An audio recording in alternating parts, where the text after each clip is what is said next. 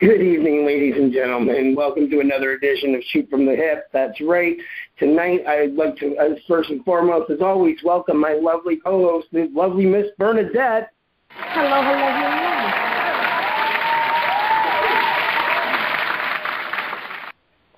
It is always a pleasure to be here, Rob. I'm excited. As always. And I'm just going to get right into it. Tonight, ladies and gentlemen, we have two special guests tonight. He is the first and foremost. He is made of twisted steel and sex appeal. He is the one, the only, Rob Rage. Holy Christ! You know what? Don't quit your day job there, buddy. Yeah, Rage is here. Rage is in the house, ready to shoot from the hip.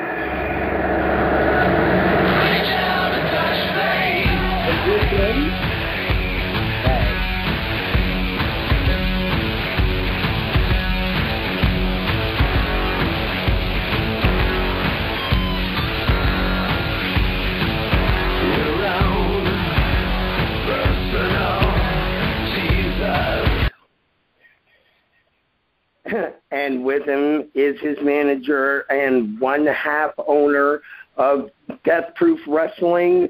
He is the leader of Salvation. If anyone listened to Jesse Amato's podcast from a couple of weeks ago, you'll recognize the voice. He is the one, the only, Adam Haze.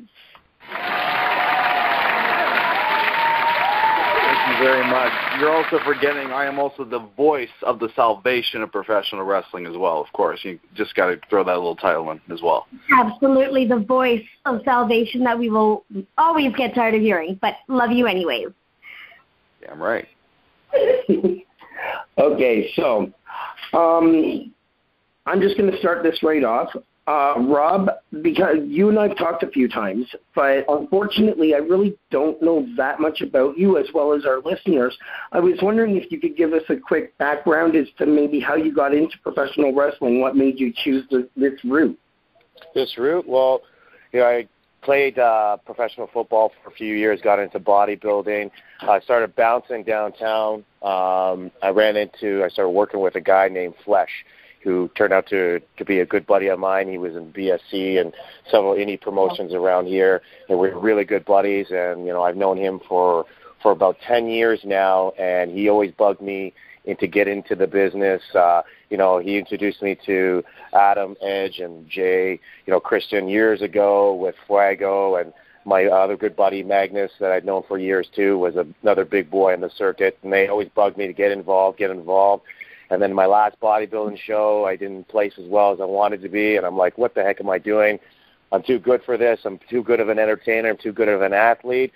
I got to go bust some guys in the ring, and literally the next day I called up Flesh, and he got me training with Rob Fuego at Squared Circle Training, and that was late 2011, and I made my pro debut in April 2012 at Wrestle for the Cure, and off we go. Awesome. Now, Adam, I was wondering if I could ask you the same question because we're going to be coming back and we're definitely going to be talking about the lost art of managing in the ring. But what was it that made you decide to get into the professional wrestling industry? I have literally been a fan since I could probably walk. And all I knew is I wanted to get into the wrestling business. Didn't know how, didn't know, where to start. Obviously went to, Fed shows when I was a kid and whatnot. First time I ever got to go to an independent wrestling show was at a GCW show that they were holding in a bowling alley.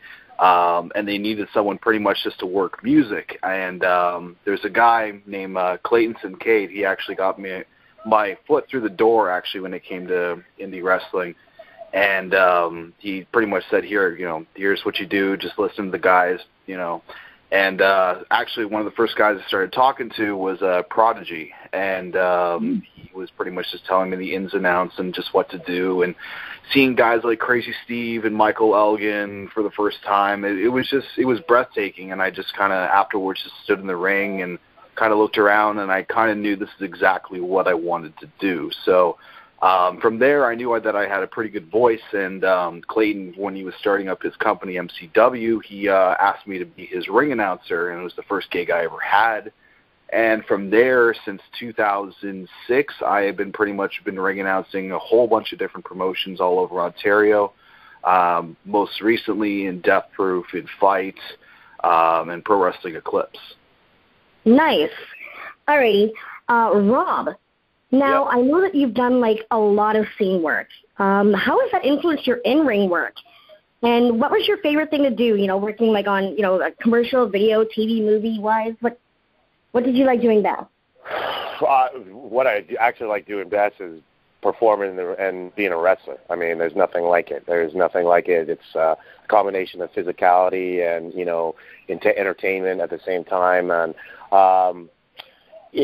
but it all translates. I mean, you'd be surprised how what we do in the ring and how we do like with our promo spots, how that translates directly to doing commercials and doing movies, and it's all it's all the ability to improvise and be a character, and that's what those things are, and that's what we are in the ring at the same time too.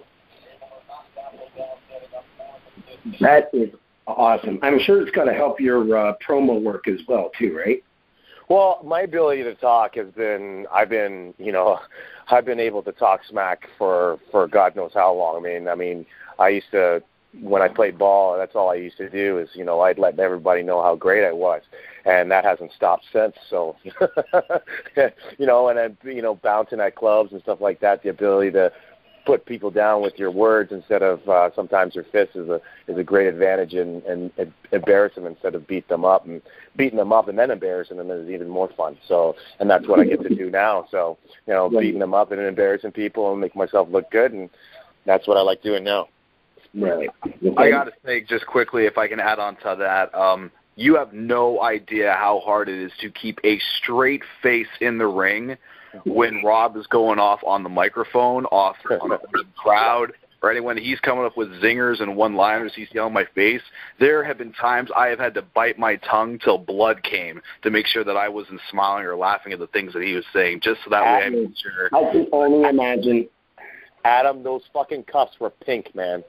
They were fucking pink. I know they were pink. I know, goddammit. They were fucking pink, dude.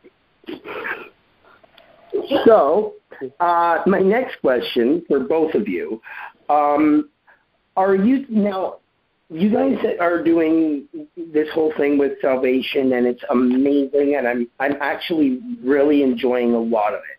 But my question is, are you legitimately against hardcore, and if so, why? Rob, you can go first. Well, here's my thing. It's, wrestling has psychology, wrestling has storylines. Wrestling is about talent and physicality and athleticism. And, there's time and purpose for hardcore. Sometimes you just got to cut loose and hit somebody with a chair. But, you know what? I'm not a big fan of just violence for the sake of violence. It's just sometimes you see a lot of violent crap, and there's nothing to it except for just violent crap. When it comes to telling a story and making the fans entertain, and showing athleticism while using objects, then fine, I'm all for it. And that's what we're doing with Salvation within Death Proof. We're trying to save Death Proof, save wrestling, because we want to show athleticism, talent, just not a bunch of people doing a bunch of stupid crap and stupid violence, and we want to show what wrestling really is, and so that's what we're doing with Salvation. Okay. Go ahead, Adam. Rob actually pretty much hit the nail on the head. I mean, when it comes down to certain feuds and it comes down to certain aspects when it comes to feud or just, just two people going at it in the ring, there comes a time when things are going to have to get escalate, or they're going to escalate and whatnot, and they're either going to go to like, old school style. Two men would go into the side of a steel cage, and that's how they would settle their differences, or you put them in a dog collar match or something like that. It's a way to blow off of a feud. It's a way to pretty much signify that we're going to finally get a resolution after months and months of heated rivalry between two men or two teams or even two ladies. And again, just violence for the sake of violence. And that's exactly what just hardcore wrestling pretty much is now. There's no psychology around it. I'll see, like, for example, I saw there was the six-man tag or the six-person tag at the last Effort show. I couldn't even name every single, like, big moment that happened because it's all a blur. It's all a blur because there was random light tube shots, there was random thumbtacks, there's random, like, people just getting hit with things, and there was just I almost got a light tube in the eye. I almost got a piece of light tube in the eye. What the fuck? What kind of event is that? Like, what was the point of hitting each other with a goddamn bunch of light tubes? I go in there, punch the crap out of each other, use a move, get a guy to submit, use a finishing move, pin the fucking guy, not sit there and hit each other with chairs. I mean, like, that is more of a resolution than sitting there and throwing thumbtacks on somebody. I mean, it was just stupid. No, there was nothing to it. We were sitting there like, what the hell is going on here? We got to get out of the way because we're going to get hurt just by inanimate objects being thrown around. No, I agree. And then you're just seeing all these different random weapons, and people are just getting right back up, and people are just going to instantly forget about it. They get that cheap, for about 2 or 3 seconds, and then 5 minutes later, you ask the same fan, hey, what did you like about that match? Oh, well, it was insane. Okay, but what happened? What was the story? Well, it was just insane, man. Jesse bled, and, Jules just looked like insane. No, but what happened? What did you learn from that match? What did you learn about their personalities besides the fact that they don't know how to do, like, a wrist lock? Like, seriously. Okay. Well, I had a follow-up, but I don't think I need to do that now. You guys kind of just... We go straight to the point. When we shoot to kill, and that's perfect. No, and I appreciate that. No, I'm not sure, that's the way I prefer it. So, I'm just like I said, I had a follow up, but you guys have answered everything so perfectly that I don't even think a follow up is needed. So, go ahead. Wow. Okay, guys, I'm going to ask a question that I like to ask because I hate that boring. Who's your favorite wrestler to get in the ring with? Like, oh my God, it's like such an easy question to ask. I don't do that. I want to know who would you prefer not to ever be in the ring with again? Say the guy's gear smells like shit, like Jeremy Prophet's. For whatever reason it is, who would you, Rob, prefer to not be in the ring with? And Adam, who would you prefer not to have near the ring because, like, you could smell them from the outside, or just maybe you guys have legit heat with them? That's a tough one. I'll go first. Remember, this is called shoot from the hip, so Yeah. Call out whoever you need to. Yeah, go ahead. Call out who you need to. You know what? You named one guy straight on that that I particularly didn't like working with. I told him straight out his gear fucking smelled like shit. I said, dude, go wash that. Yeah, I mean, just a guy that that I'm not a big fan of. I mean, I'll work with him, but I don't particularly like it. But and his ring gear does smell like shit.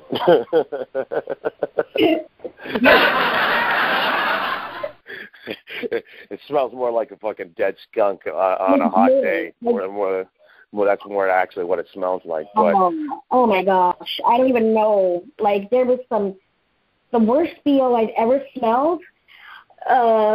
mixed with a guy sprayed full of, like a bunch of skunks, dumped in week-old garbage. Like, it was the worst thing. I was like, why is this thing sitting in front of me? Yeah. Because it was on my side of the ring. It was on my side of the ring, right? Because I sit at ringside because I'm that crazy, loud fan who I have to be at ringside. And so I was there. He comes out, spins, and the waft. I'm like, what the? Whoa, okay. And then he puts the gear right by my corner. I'm like, fuck's sake. So I'm going to smell this for the next 15 minutes. Yeah. So we're at the after party with him and Carlito and everybody. And I'm like, dude, you need to fucking clean that gear like ASAP. He's like, my ears were burning. Forget my eyes. I'm like, dude, it was horrible. But, I mean, we've already got some callers on the queue. So if anyone else wants to join the convo, please don't forget to call 1-559-726-1300. Hit that access code 742021. Hit that pound key and let us know that you're in the room looking for salvation. Now, before we get to those callers, we got a little rapid-fire segment that I call First Impressions. So, guys, I'm going to name a couple names, and I just want the first time you saw him, what you thought, okay? Hercules Hernandez, a big guy, kind of like you, Rob, was a fantastic manager, kind of like you, Haze. So what did you guys think of Hercules Hernandez? I do his finishing move better. True story. When he swung that chain, it was awesome. I mean, him in Power and Glory with Paul Roma was pretty cool, but that's pretty much it. Okay. Yeah, he was a typical 80s body, he's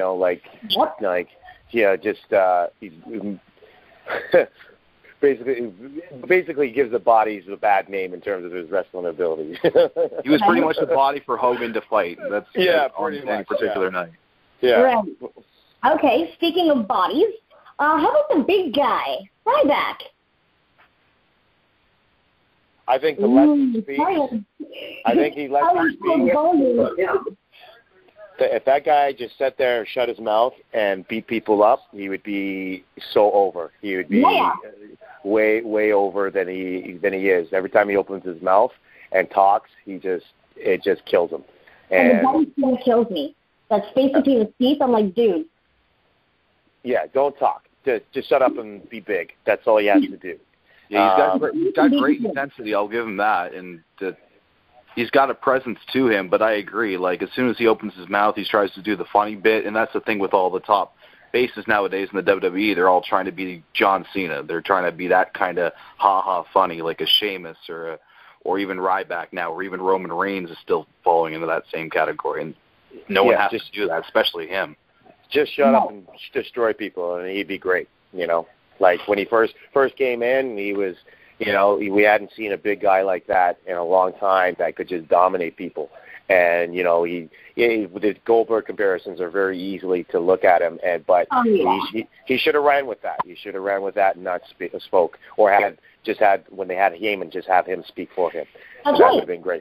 That would have been great. But you know what? Like I think they're getting his character a little bit more back on track, and he's a big guy, and he's got a great finishing move, and he's got a great slogan, and so that's what my impression. He's a big guy. He's got a great weightlifting belt too. Yeah. Let me tell you something. That asshole. I've been doing that weightlifting. I'm not one to talk because you know what? I've had a couple of gimmicks that look very similar to some old school gimmicks that have been done. I've gotten some heat in the past. I was going to touch on that. That's a nice segue. I always wear the goddamn weight belt, and here comes this guy coming out wearing my weight belt. You've done the shoulder pads. What's your opinion? Oh, what a rush. On the Road Warriors. The Road Warriors? I love the Road Warriors. They're my favorite tag team. You know what? I have 5 individuals that I look to from the past that were my favorite wrestlers of all time. 2 of them were the Road Warriors, Hawk and Animal, and Hogan and Ultimate Warrior and Macho Man. Basically those are my 5 guys. So that would be my Survivor team, series team, basically right there. But I did it. I did that gimmick. It was kind of a tribute, but it was kind of a thing to kind of bring back. Okay. something from the past that was unique, and no one was doing anything like that now. And I got some heat about that, and actually from Animal, but we straightened it out, and we talked about it, and we basically we both thought it'd be better that the way that my look is and the way I can my physicality and my ability to talk in the ring, that I do much better doing my own thing. So it was never intended to rip off Hawk, but it was just it's kind of an homage to the Road Warrior to the Road Warriors of the past. So okay, and I'm not gonna lie, I was more of a Demolition guy myself. I mean, Demolition, they're fat. Jeez, dude, are you kidding? They were fat.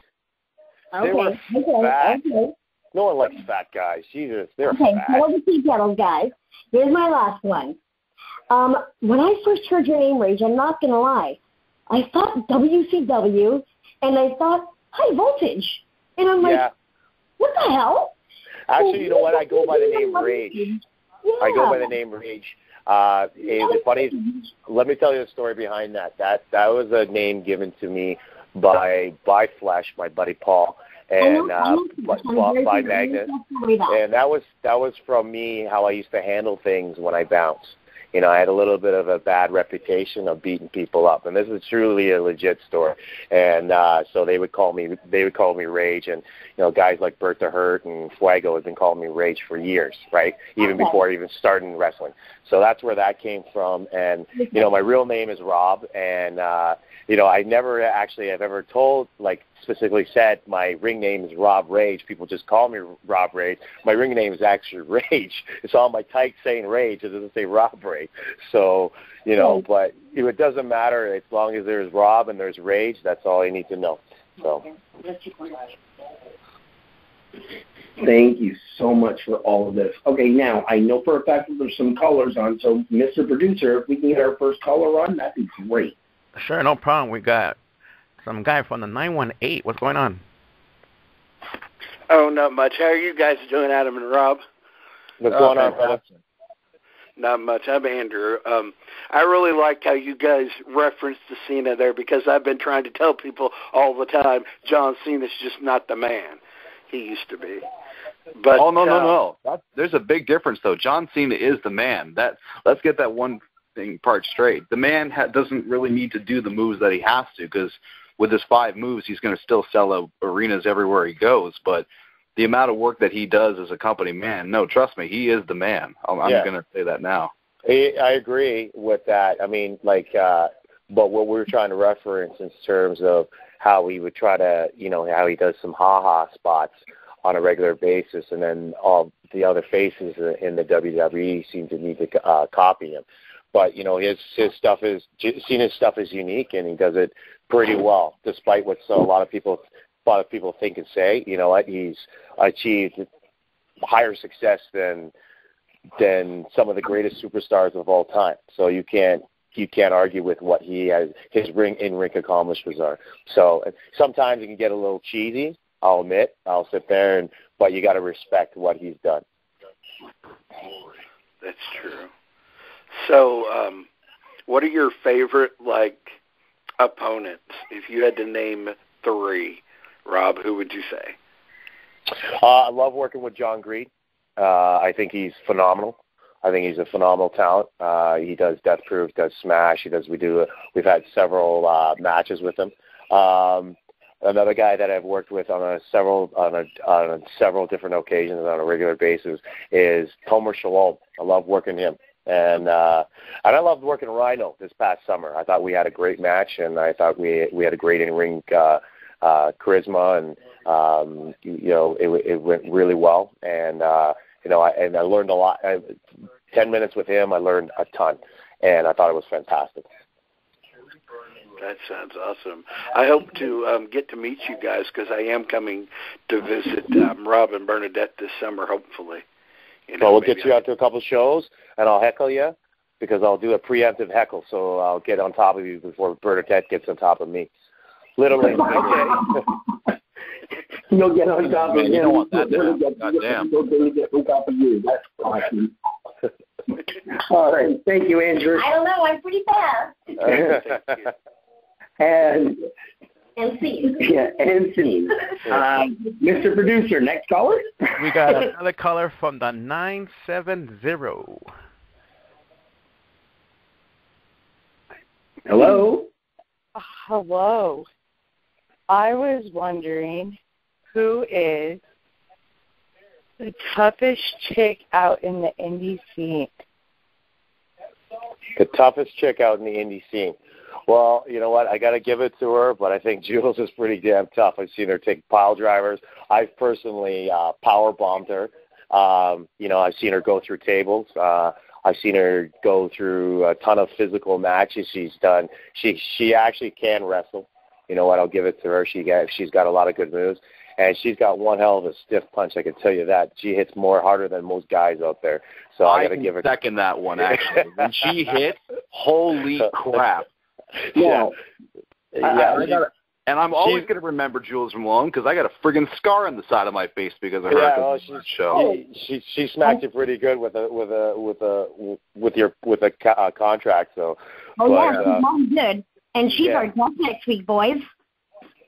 She's a pretty tough girl. So I got to say she's one of the toughest out there. There's a lot of tough girls. I'd say Lufisto. Right off the top of my head, I'd say Lufisto. You know what? Her and Courtney Rush, when we did the Impact gut check at Oshawa, they had the most amazing match that was never televised. I wish they could have taped that and released that because those two girls kicked the crap out of each other, and it was awesome. Like they had us all sitting there on the outside.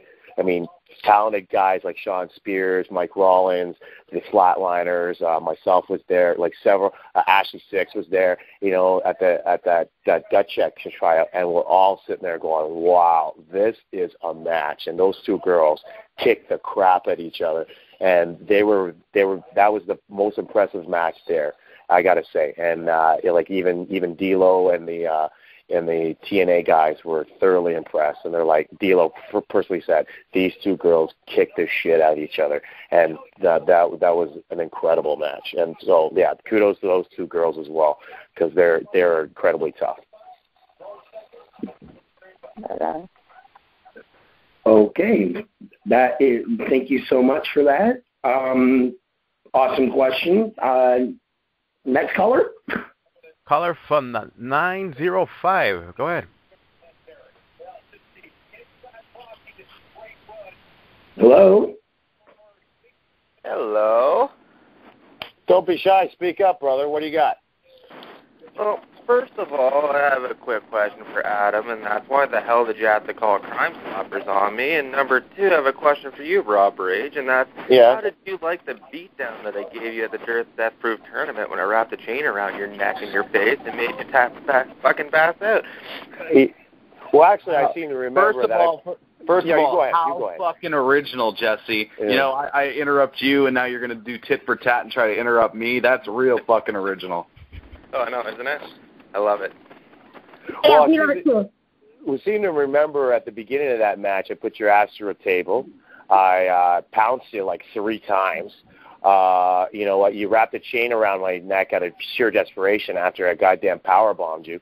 You got me. You got me luckily. But anytime, any place, anywhere, you want to go without weapons or with weapons, I'll smash your goddamn face in. Rage.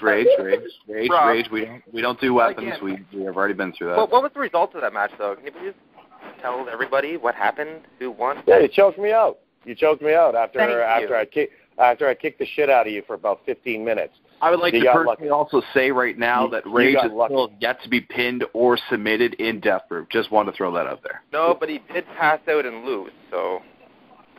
That's really just Vander picking up his arm after he passed out from the pain, like what a real man would have done. But, that's BS in me. Like I said, Amato, when you get out of jail, and after you get gangbanged by about 20 guys, I'm sure you'll enjoy that. Yeah, sure. I'm already out. Nothing even happened. It's all good. I'm out. Oh, well, that's too bad. They're pretty cool. That's fantastic. There's a law system at work right there going on. Right? This is the legal system at its best right there. A clear degenerate and deviant gets to walk free while there's innocent people going to jail. Unbelievable. Look, Jesse, before, as Rage was saying about your birthday, look, I just want to personally right now, since, we're talking for the first time since it happened, I want to apologize. I want to apologize for calling the cops on your birthday, having you arrested at the show. It was a low move. I know it was a low move, and looking back at it, I know I shouldn't have done that, but unfortunately that's kind of what best friends do. We're always love. What? Tough love. Yeah, pretty much. It was love. tough love, dude. Tough love. Someone's got to help you. You're not going to help yourself. Someone's got to help you. Someone's got to help save Death Proof, and that's what we're trying to do. Even some of the wrestlers in it. Tough love. That's what salvation is about. Tough love. So okay. Yeah, that's actually true. We are unbelievable. We're almost too good to be true. No, it wasn't true.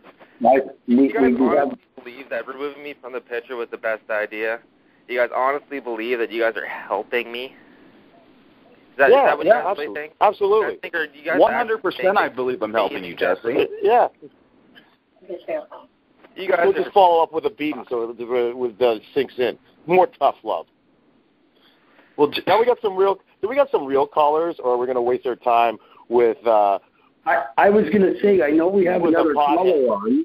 No, wait. Before you let him go, I need to say this to Jesse. I just, first of all, Jesse, thank you for calling in and realizing that, we are the real talent and we are the real draw when it comes to not only independent wrestling, but Death Proof itself. Second of all, I just want to thank you for everything that you've done for the wrestling business. And I hope that all the scars and all the bruises and all the hurtful mornings waking up are worth it now, because you know what, buddy? It's all going to change. And starting on January 11th, it's all going to change for the better. Look, you may not believe it. I am trying to help you.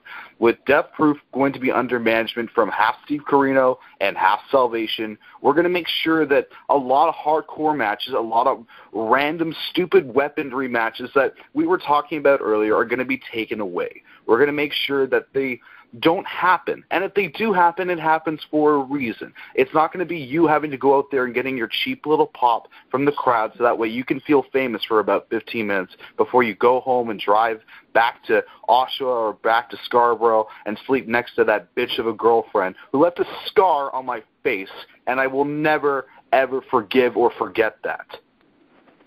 All right, Harry Potter. All right. So you honestly think that come January 11th, you guys are going to change everything? You honestly think that you and Steve Corino are going to coexist and it's going to go completely smooth? Look, the fact of the matter is, have you even spoke with Corino yet? Do you even know what side he's on? Well, think about it this way. I mean, the man, when he first started out in professional wrestling, he was in ECW. He was in another hardcore federation. He went through the same trials and tribulations that we're going through in Death Proof, and he tried to make a change for the better and called himself the king of old school. And now where is he? He's one of the main voices for Ring of Honor Wrestling. This man is surrounded by the best professional wrestling talent in the world. And you think he's going to take all of his knowledge, all of his years of experience, and just flush that down the drain just so he can relive his past of the good old days of ECW in some other hardcore brand company like Death Proof Fight Club? Look, the fact of the matter is... We actually got 2 more callers, so I don't mean to interrupt, but you guys can save that to January 11th. That's right, so Amato beat it. Yeah, we're gonna save that to January 11th. Me and Rob are going to be there to swim our full face-off. Mr. Producer, hit us with the next caller, please. Hey, we got Anthony from the area code 626. What the hell is that? Hey, guys. Where's 626? Los Angeles. Where are you from? What's up, Los Angeles, man? Oh, serious, bro. What's going on? Chilling, bro. Hey, I got to ask you real quick. I heard a lot about you guys with Rob and Bernadette and RWF Media. I want to know, when are you guys going to come down here in L.A.? You tell those promotions to get us down there, and we'll come. Hell, right? That's a great question, guys. Yeah. I mean, like I have done stuff down south, and I'd love to get down there more. I'm sure Adam would love to come with me, and we can help salvage everything in professional wrestling down there as well. But you tell those promotions down in LA and the LA area to start booking us, and they'll listen. They'll get on the horn. They'll get us down there. So Rob, you can just stick Adam in a suitcase with no air. He'll be fine. He fits in good. Don't worry, we've done that before. I'm just kidding, Adam. You're all right. We always fly first class. It's all good. Well, of course. I'll take care of that. Make sure that actually happens. But be that as it may. Thank you so much. Next caller, Mr. Producer. We got a caller from the 618. Yeah. Okay, so I've only got 2 questions, and this is for pretty much everybody. The first question is, do you guys, in your opinion, think that wrestlers on the independent circuit, have more of a drive and a passion for professional wrestling than the roster of the WWE currently? I would personally have to say yes. I mean, it's everyone's drive and goal to pretty much go up to one of the top companies in the world, whether it's going to be like a WWE in North America or even like a New Japan in Japan. But the fact of the matter is everyone's goal is to get to the highest level they possibly can in this business. And once you're there, sometimes especially with a lot of talent, they pretty much want to just hold on to whatever position they have as long as they possibly can. And that's why you hear a lot of people say that, a lot of the talent nowadays don't take risks. A lot of people don't want to stand up to, any type of authority because they're very comfortable with the paychecks that they're getting and saying that they're a WWE superstar. And a lot of the guys in independents would just kill for an opportunity just to get even 5 seconds of TV time. And these guys are getting, 10 to 15 minutes every single week and are not, utilizing it to the best of their ability. So, yeah, absolutely. The untapped potential right now in independent wrestling, not just in Ontario or Canada, but just the world right now is just astounding. And even the WWE is realizing that with NXT bringing in a lot of guys like Kenta and Kevin Steen and Sami Zayn and Kenta, Prince Devitt. It's astounding to finally see them bringing the best in the world all into one place. So, and it's also giving independent workers like Rage and like all, everyone else in Salvation and Death Proof and hell, even the world, telling them, yeah, if you work hard enough, your goals are going to get reached and you are going to make it to that big stage because that is just the way that the business is heading right now. Let me chime in on that too. Everything that Adam said in terms of the passion and the hunger and the drive just to get there is like for myself, that's the only thing I've ever wanted in my life. And, I've had 2 opportunities to live 2 dreams. And this is by far my biggest dream is to be, a pro wrestler. My dream is to, I don't care how far-fetched it sounds, but I want to main event WrestleMania. And that's my ultimate dream. Now, what I can equate with a lot of guys, and I'm going back to what Adam said, maybe getting comfortable and not taking risks and taking a paycheck. You look at that in any sport, in any professional sports or industry, you'll see some people, once they get to the place that they've always dreamed about getting, they get stagnant, right? There's some people that continue to get better and continue to have that drive. You look at, football, you look at the biggest superstars in the sports, they continue to get that. Tom Brady, Peyton Manning, they continue to get better. You look at basketball, Michael Jordan, continue to get better, to strive to be the best. You look at even in recent history with the WWE, guys that are striving to be better, striving to be above just being there.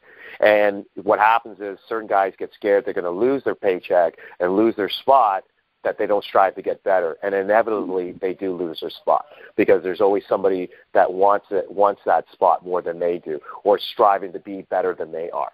So, I mean, you can make that argument for that. And Adam is right. Like I would sell my soul to get to the WWE. If it meant like losing 10 years off of my life, I would definitely do it just to have a shot. I mean, that's how bad I want it.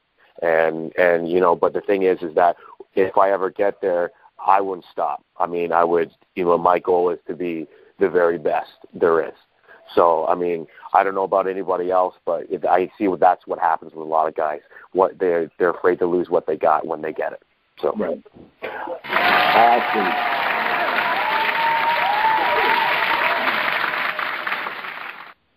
Okay, so and our last. Oh, sorry. Go ahead. This is more of a controversial question. I go to a lot of independent wrestling shows. I'm a really big supporter of the indie circuit. I love watching, you know, ROH. And I've talked to a lot of independent wrestlers about the current, you know, state of independent wrestling. And a question that I love asking independent wrestlers just to get everybody's take is, what are your guys' views on the backyard circuit? Like how it's going, whatever you guys want to say, go for it. I love hearing people's opinions about it. It's a very controversial question, but what is your guys' take on the backyard wrestling circuit? I think it's terrible. I think it's garbage. Yeah, you know, I think it's just shit.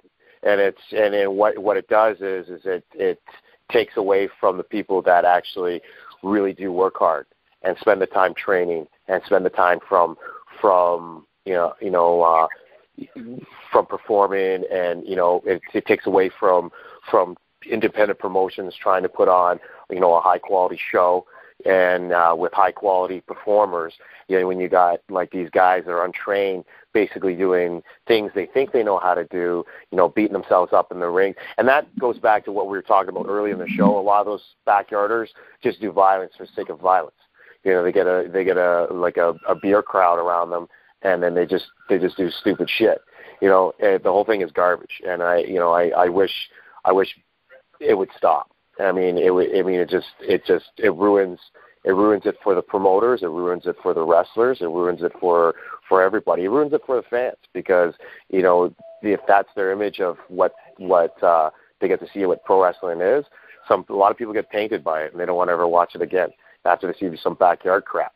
Right, but they go see a high-quality show, a good independent promotion. Like you look at the ones we're lucky around here. We got Squared, we got Smash. You know, we got Crossfire down in St. Catharines that are putting on high-end shows. You know, it's you look at PWA. Yeah. Everybody, like, there's, you know, everybody's doing a great job, especially in Ontario, promoting great shows.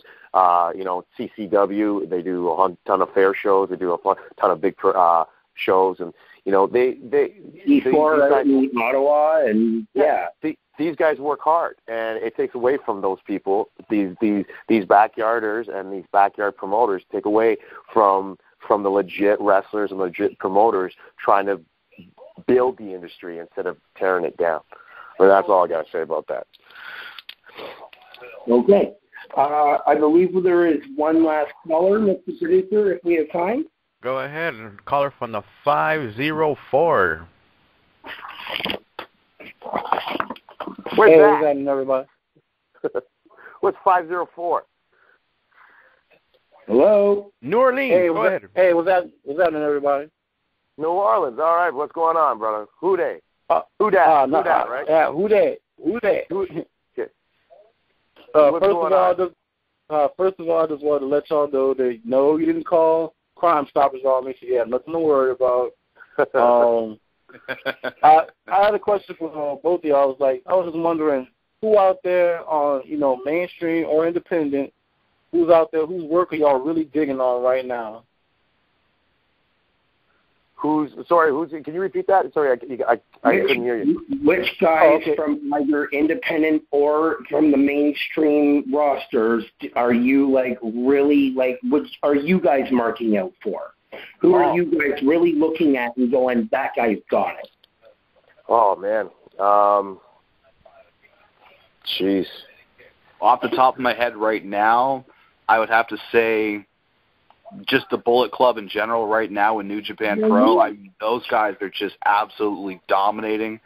Just the Young Bucks, every single time they step in the ring, it's just like, you know, magic with almost any team they ever win with.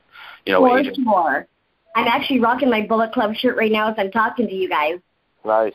Yeah, I agree. Those guys are on fire right now. You know what?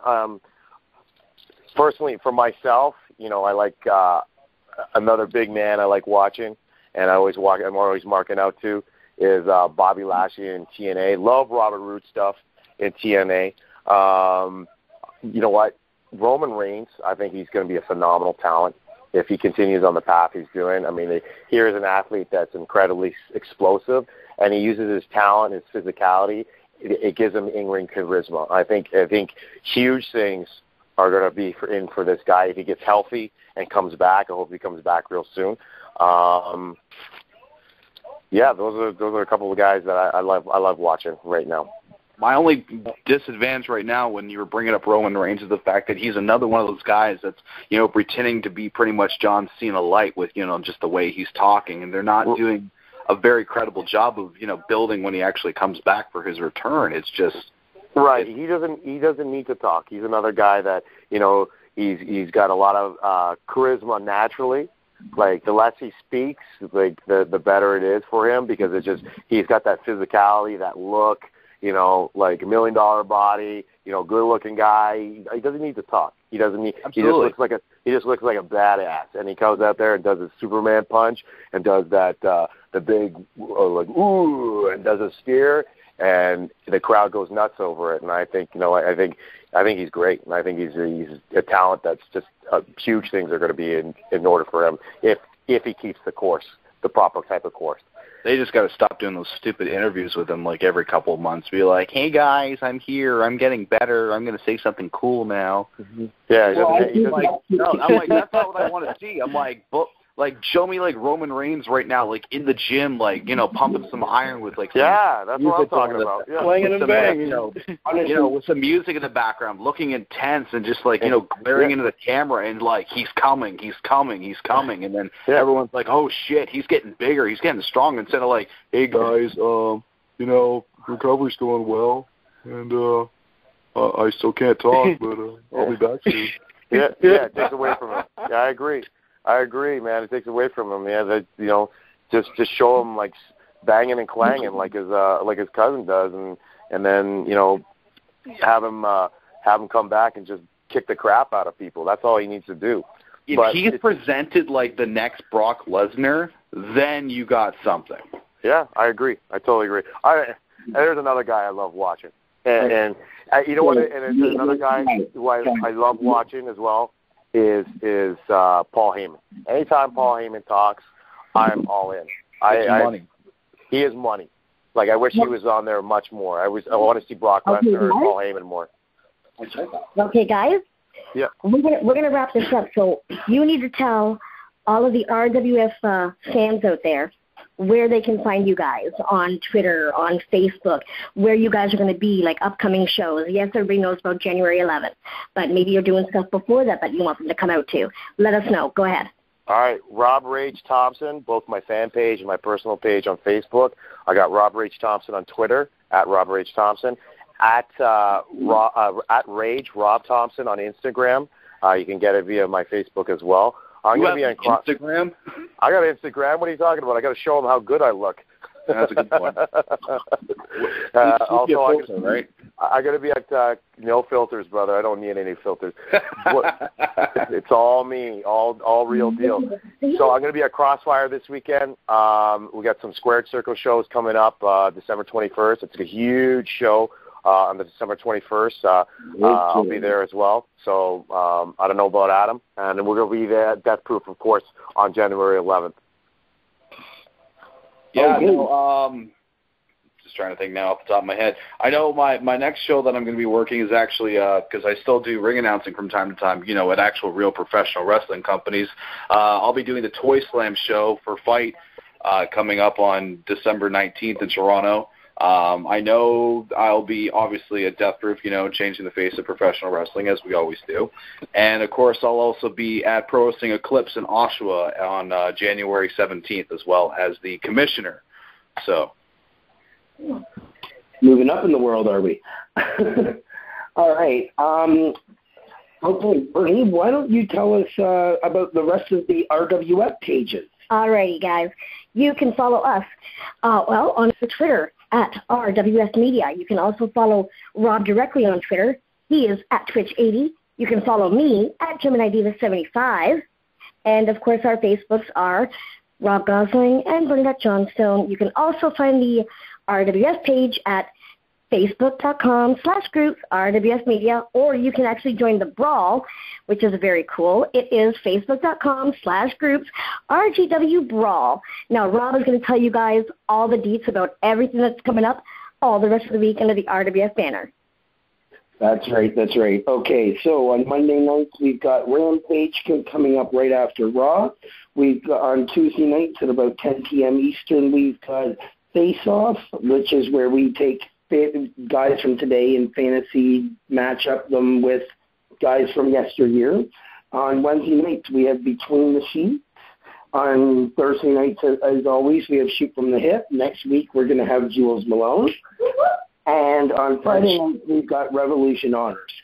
So everybody needs to be calling into all these shows each and every week. What number do they call? And they call 1-559-726-1300 with the passcode of 742021#. That's the show for tonight, guys. I just want to thank you so much and have a wonderful night. Back down, never giving. This was the smoking after